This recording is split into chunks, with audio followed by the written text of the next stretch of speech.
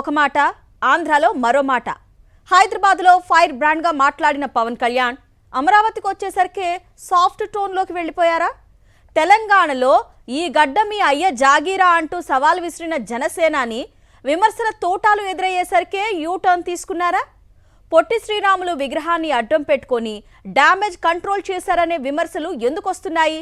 Let's watch the story.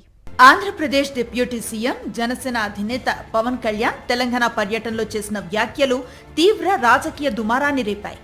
Telangana ఆవిర్భావ దినోత్సవం రోజున తెలంగాణ భావోద్వేగాలు, అక్కడి రాజకీయ పార్టీలను టార్గెట్ చేస్తూ పవన్ చేసిన వ్యాఖ్యలు పెద్ద ఎత్తున చర్చకు దారితీశాయి.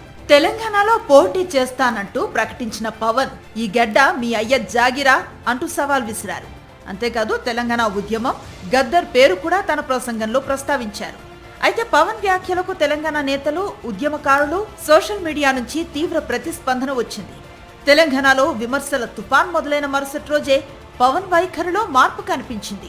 హైదరాబాద్ లో ఫైర్ బ్రాండ్ గా మాట్లాడిన జనసేనాని అమరావతిలో మాత్రం వివరణలు ఇచ్చే పనిలో పడిపోయారు. తెలంగాణ నుంచి ఆంధ్రప్రదేశ్ కు వచ్చిన వెంటనే పవన్ కళ్యాణ్ హడావుడిగా అమరావతిలో పొట్టి శ్రీరాములు విగ్రహం వద్దకు వెళ్లటం రాజకీయంగా చర్చనీయాంశమైంది.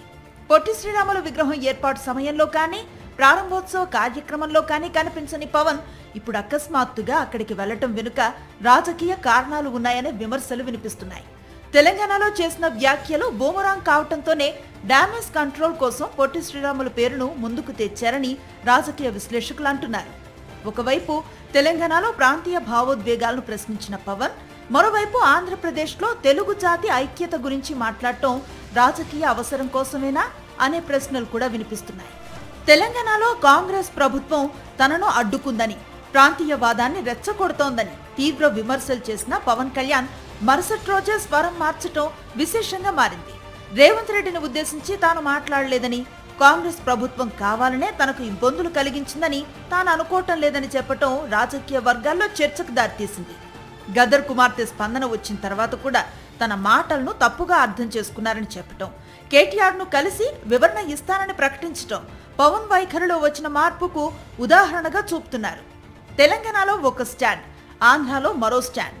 ఇదే పవన్ కళ్యాణ్ రాజకీయ శైలి అంటూ ప్రత్యర్థులు విమర్శలు గుప్పిస్తున్నారు. రెండు రాష్ట్రాల ప్రజల భావోద్వేగాలపై రాజకీయ ప్రయోగాలు చేయకుండా ఒకే మాట మీద నిలబడాలని మేధావులు హితవు పలుకుతున్నారు. తెలంగాణలో రాజకీయ ఎంట్రీ కోసం చేసిన వ్యాఖ్యలే పవన్ కళ్యాణ్ ను ఇరకాటంలో పెట్టాయా, లేక తన మాటలను ప్రత్యర్థులు వక్రీకరిస్తున్నారా? ఏదేమైనా తెలంగాణ టూర్ తర్వాత జనసేనాని రాజకీయ వైఖరిపై కొత్త చర్చ మాత్రం మొదలైంది. మరిన్ని అప్డేట్స్ కోసం ఛానల్ ను సబ్స్క్రైబ్ చేయండి. నోటిఫికేషన్స్ కోసం బెల్ ఐకాన్ పై క్లిక్ చేయండి.